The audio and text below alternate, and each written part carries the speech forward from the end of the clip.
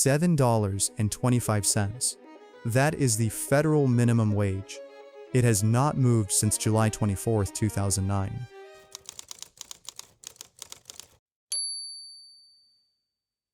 In 1938, Franklin Roosevelt stood before Congress and asked for legislation to, in his words, end starvation wages and intolerable hours.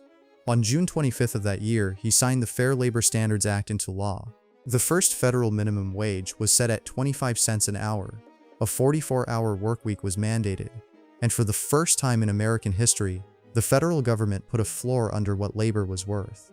The law did not describe itself as a market rate or a starting point. Section 22 of the Act stated its purpose in plain language: to correct labor conditions detrimental to the maintenance of the minimum standard of living necessary for health, efficiency, and general well-being of workers. A standard of living, written into the statute. For the next 7 decades, Congress treated it that way. The minimum wage was raised 22 times between 1938 and 2009. It went up in 1939, in 1945, in 1950, in 1956, in 1963, in 1967. Every few years, someone in Washington looked at what things cost and moved the number. It peaked in 1968, when at $1.60 an hour the minimum wage reached its highest real value in American history. Adjusted for inflation, that $1.60 is worth roughly $14.81 today. The promise at its fullest looked like $14.81 an hour. Today it looks like $7.25. The last time the federal minimum wage changed was July 24, 2009, 17 years ago. The previous record for the longest stretch without an increase was 9 years, from 1981 to 1990. The current freeze has nearly doubled that record. We are in uncharted territory for this law, and while the number sat still, everything else moved. The Economic Policy Institute calculated that since July 2009, inflation has eroded the real purchasing power of $7.25 by 27.4%. In real terms, a minimum wage worker today earns less than a minimum wage worker did in 2009, which was itself already 40.2% below the 1968 peak. The federal minimum wage is currently at its lowest real value in 66 years. If it had simply kept pace with inflation since 1968, it would be approximately $14.81 today. If it had tracked the productivity gains that American workers generated over that same period, economists at the Center for Economic and Policy Research estimate it would be closer to $26 an hour. It is $7.25. Here is what $7.25 actually means in 2026. 40 hours a week, 52 weeks a year. That is $15,080 before taxes. After payroll taxes, take-home is roughly $13,900. That is the annual income of a full-time federal minimum wage worker. Now run it against housing. Every year, the National Low-Income Housing Coalition publishes a number called the housing wage, the hourly rate a full-time worker needs to earn to afford a modest one-bedroom apartment at fair market rent without spending more than 30% of their income. The housing wage in 2025 is $28.17 an hour for a one-bedroom and $33.63 for a two-bedroom.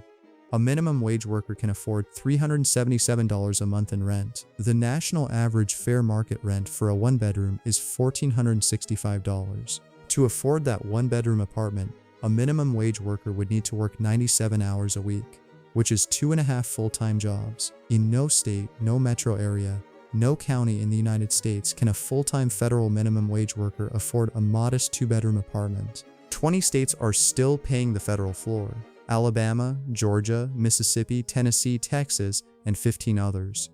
20 states where the minimum wage has not changed since George W. Bush was president. And it is not just housing. Medical care costs 54.5% more than it did in 2009, according to the Bureau of Labor Statistics. In 37 states plus Washington, D.C., infant care alone costs more than half of a full-time minimum wage worker's entire annual income. In Washington, D.C., childcare for one infant and one 4-year-old runs 184% of minimum wage earnings. The cost of raising a child exceeds the income of the job that was supposed to sustain one. MIT's Living Wage Calculator, which measures the actual cost of basic needs county by county, puts the living wage for a single adult with no children well above $21 an hour in most areas studied. The federal minimum is $7.25. The gap between what the law promised and what it delivers is not a rounding error. It is structural, and it compounds every year. The number does not move. In 2023, the Bureau of Labor Statistics counted 6.1 million Americans as working poor. Their definition is precise: people who spent at least 27 weeks in the labor force but whose income still fell below the official poverty line. Not unemployed, not refusing to work, working, and below the poverty line. A 2021 University of Chicago study found that 53% of people in homeless shelters were employed in the year they were observed homeless. The mean annual income for those employed shelter residents was $8,169. Feeding America's most comprehensive national survey of food bank clients found that 54% of those households had at least one working member, and 43% had a full-time worker. People with jobs, in shelters, in food bank lines. Now look at who was making money while all of this was happening. In 1965, the average CEO of a major American company earned 21 times what the typical worker earned. By 2024, that ratio had reached 281 to 1, with average realized CEO compensation at the top 350 firms hitting $23 million. At the companies most directly dependent on minimum wage labor, the numbers are more specific. Walmart CEO Doug McMillon earned $26.97 million in fiscal year 2024, while Walmart's median associate earned $27,642, a pay ratio of 976 to 1. The same year, Walmart posted $19.4 billion in net income. Over the past 2 decades, Walmart returned $218 billion to shareholders through buybacks and dividends, which is 86% of its cumulative net profit over the period, distributed upward, while median associate pay sat at $27,642.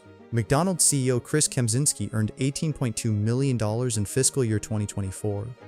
The median McDonald's worker earned $17,492, a ratio of 1,014 to 1 point. McDonald's net income that year was $8.2 billion.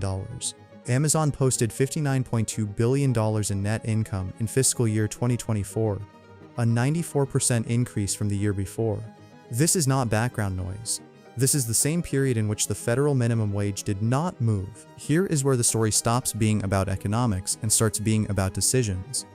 In 2020, the Government Accountability Office released a report on federal assistance program enrollment. Among its findings, Walmart and McDonald's were among the top employers of Medicaid and food stamp recipients across the 9 states studied. In February 2020 alone, Walmart employed 14,541 food stamp recipients. McDonald's employed 8,783. Dollar Tree, Amazon, Dollar General, and Burger King also ranked in the top tier. These companies were not paying workers enough to eat. The federal government was making up the difference. American taxpayers were subsidizing the labor costs of some of the most profitable corporations in American history.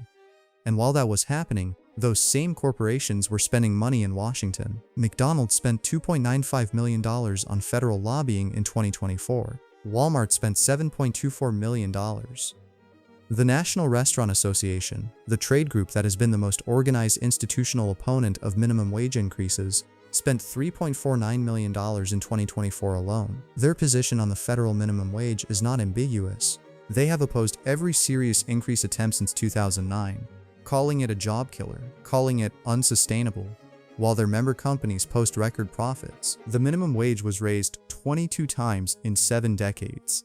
Then it stopped, a law that moved regularly for the entire post-war era, through Republican administrations and Democratic ones, through recessions and booms, suddenly stopped moving in 2009, and has not moved since.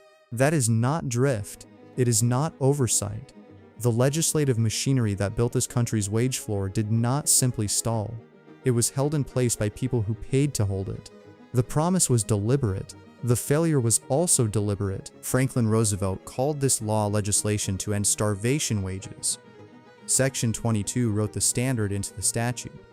For 30 years, Congress enforced it, and for the following 40 years, Congress renewed it, raised it, kept it attached to what things actually cost. Then the lobbying infrastructure matured. Campaign finance rules shifted, and the industries that benefit most from the wage floor staying low became the best funded voices in the room every time Congress met to discuss raising it. And the number stopped. 6 million people below the poverty line while working. 53% of shelter residents employed. Food bank lines full of people clocking 40 hours a week.